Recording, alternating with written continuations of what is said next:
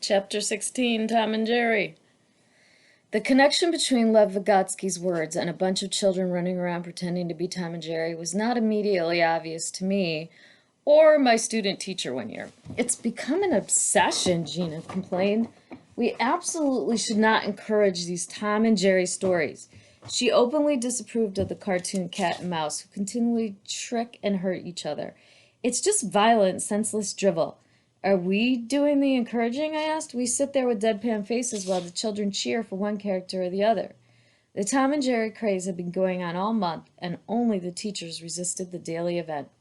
However, by the time 8 children were regularly dictating Tom and Jerry stories, everyone realized there were a surprising number of ways the cat and mouse story could be told.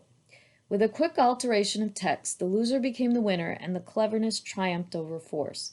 A ritual began whereby if one story favored Tom, the next one had to give Jerry the advantage. In other words, if Tom bit off Jerry's tail in the first story, then as the stories were being acted out, the second story had to be changed to favor Jerry, literally rewriting the words of the story so that Jerry pushed Tom out the window. Gina was filled with admiration in spite of herself. I can't believe the kids came up with this by themselves, she said. Like in Eddie's story today, Tom hangs Jerry out of the window, ready to drop him into a thorn bush, when Andrew reminds Eddie that it's Jerry's turn to win. So instantly has Tom inviting Jerry to a birthday party. The kids even argue whether one action is equal to another, for heaven's sake. Have you changed your mind about Tom and Jerry? I asked Gina. Not really. I'd rather no one watch those cartoons. Or any others. They don't need that stuff, but they do watch. I guess that's the point.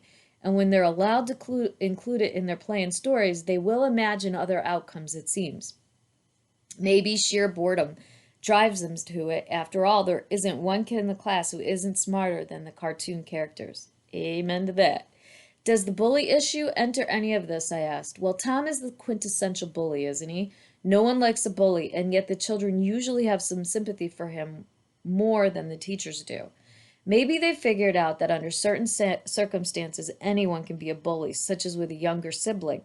Gina flips a page in her journal and writes something down, then looks at me with a flicker of embarrassment. I'm doing a paper on Tom and Jerry.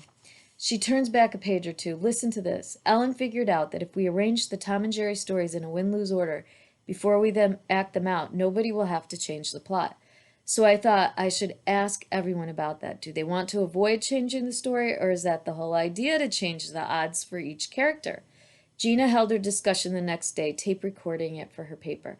Overwhelmingly, the children chose to stay with the original plan, because we like to be surprised, said one boy. But another objection to Ellen's plan was less easy for us to understand. Don't mix up the notebooks, was one child's concern, or you won't know what the story says.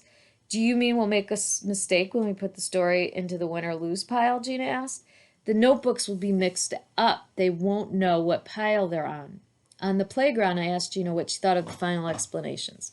I'm not sure. They didn't trust something about moving their notebooks into a win-lose order, as if they would be losing control of their stories.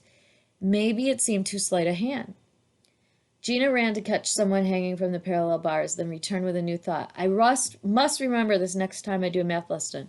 Do the kids really see what I'm doing when I move all those rods and beads and cubes around? I mean, I shouldn't take for granted that when I pretend something, let's say that each orange rod stands for 10 white ones, that the kids make that leap in their imagination.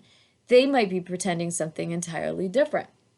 We sat watching the children chase one another around that playground.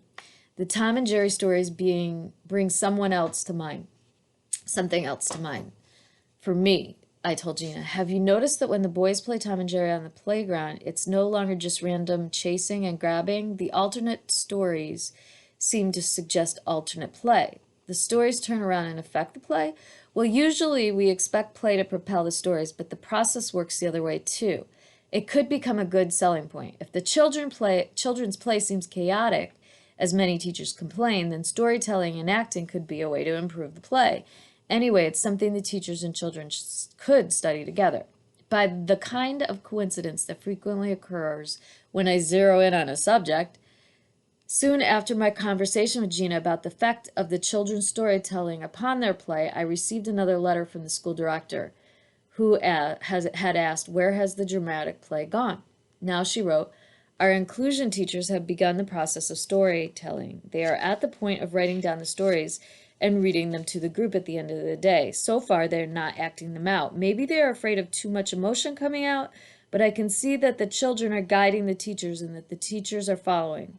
One child jumped up and began acting out a story while it was being read. It was quite spontaneous. But then another child did the same. The teacher said maybe we could figure out a way to do that with all the stories. I think it won't be long before the connections to dramatic play open up. At least these two teachers have begun to honor the process.